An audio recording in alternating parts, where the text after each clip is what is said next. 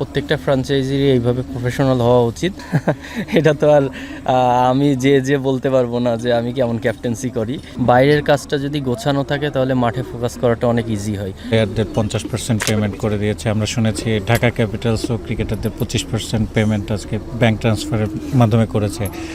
BPL নিয়ে অনেক আলোচনা হয়, এই ব্যাপারগুলো ফাইন্যান্সিয়াল ট্রানজ্যাকশনগুলো নিয়ে অনেক ইস্যু হয়।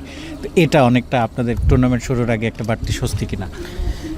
জি, আমি তো আল্লাহর রহমতে প্রথম থেকেই বিপিএল খেলছি। তো মাঝে অনেক বিতর্ক হয়েছে, অনেক কিছু হয়েছে, বাট এবার আমি পার্সোনালি বলতে পারি যে আমাদের যে স্কোয়াড আছে, স্কোয়াডের সবাই বেশ হ্যাপি। আমরা টাইম টু টাইম সব কিছু পেয়ে যাচ্ছি। আজকে যেটা বললেন পেমেন্টটা পেয়েছি আমরা, প্লাস আমাদের গিয়ার্স চলে আসছে, আমাদের ড্রেস অন টাইমে আসছে। তো একটা এই ধরনের টুর্নামেন্টে এইরকম অর্গানাইজ ফ্র্যাঞ্চাইজি ভেরি ইম্পর্ট্যান্ট। আমি মনে করি যে প্রত্যেকটা ফ্র্যাঞ্চাইজিরই এইভাবে প্রফেশনাল হওয়া উচিত, তাহলে প্লেয়ারদের মাঠে ফোকাস করতে অনেক ইজি হয়। আমরা যদি বাইরের কাজটার দিকে ফোকাস কম দিয়ে মাঠে আরও বেশি কনসেন্ট্রেট করতে পারি, মাঠের খেলাটা আরও ভালো হবে। আপনার ক্যাপ্টেন্সিটা অনেকটা আন্ডাররেটেড, কারণ গত টুর্নামেন্টেই কিন্তু আপনি দলকে ফাইনালে তুলেছিলেন। এবার কি আক্ষেপটা মেটাতে চান ঢাকা ক্যাপিটালসের হয়ে? আন্ডাররেটেড যেটা বললেন সেটা তো আপনাদের মাধ্যমেই হয়। এটা তো আর আমি যে বলতে পারবো না যে আমি কেমন ক্যাপ্টেন্সি করি। আমি চেষ্টা করি যেই যখন যেখানকার দায়িত্ব পাই আমি 100% দিতে, এবং আমার যে টিম থাকে সেই টিমটাকে কিভাবে বেস্ট পারফরমেন্সটা সবার কাছ থেকে বের করে নিয়ে আসা যায়, এটাই আমার মূল প্ল্যান থাকে। আর ঢাকা ক্যাপিটালস আপনারা যদি টিমটা দেখেন, আমাদের ওয়েল ব্যালেন্সড টিম। লোকাল আমাদের অ্যাডভান্টেজ হচ্ছে এক্সপিরিয়েন্স। আমি T20 ফরম্যাট অনেকে হয়তো বা বলতে পারে এটা ইয়াংদের খেলা, বাট আমি পার্সোনালি ফিল করি এটা হচ্ছে এক্সপিরিয়েন্স প্লেয়ারদের খেলা।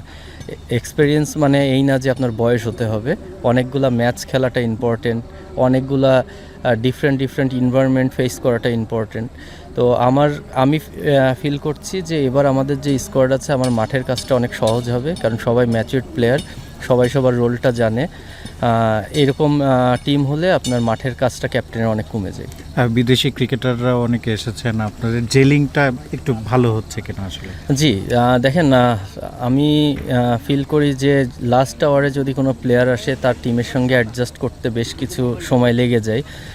তো আমি প্রথম থেকেই ফ্র্যাঞ্চাইজের কাছে একটা রিকোয়েস্ট ছিল যে যত তাড়াতাড়ি সম্ভব বিদেশি প্লেয়ারদেরকে যেন টিমে ইনভলভ করা হয়, তাহলে টিমের সঙ্গে অ্যাডজাস্টমেন্টের একটা বিষয় আছে, কারণ ওরা ডিফারেন্ট কালচার থেকে আসছে, আমরা ডিফারেন্ট কালচারের।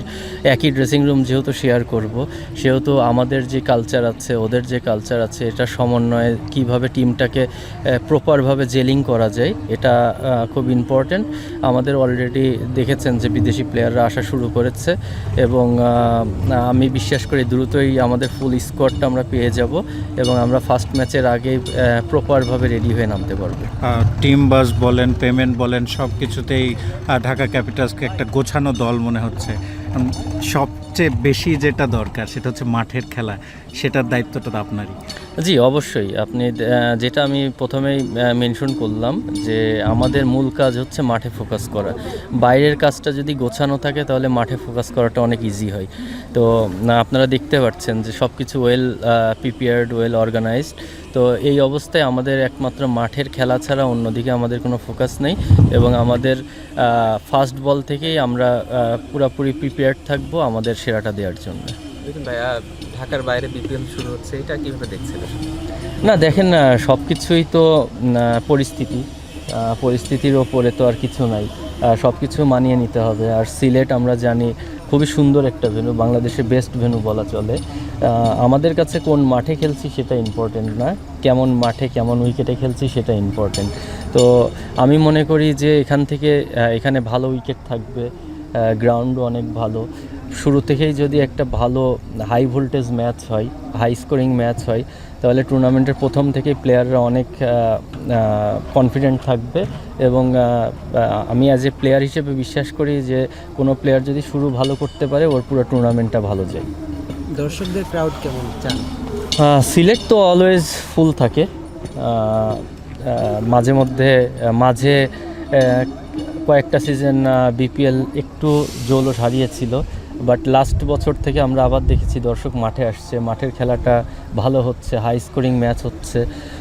তো আমি বিশ্বাস করি সিলেট এবং চিটাগং ফুল প্যাক থাকবে ইনশাল্লাহ। আমাদের থার্ড ফেজ যেটা ঢাকাতে, ওইটাও আমরা এই দুইটা ফেজ যদি আমরা সফল হতে পারি, ঢাকাতেও অনেক বেশি ক্রাউড থাকবে বিশ্বাস করি।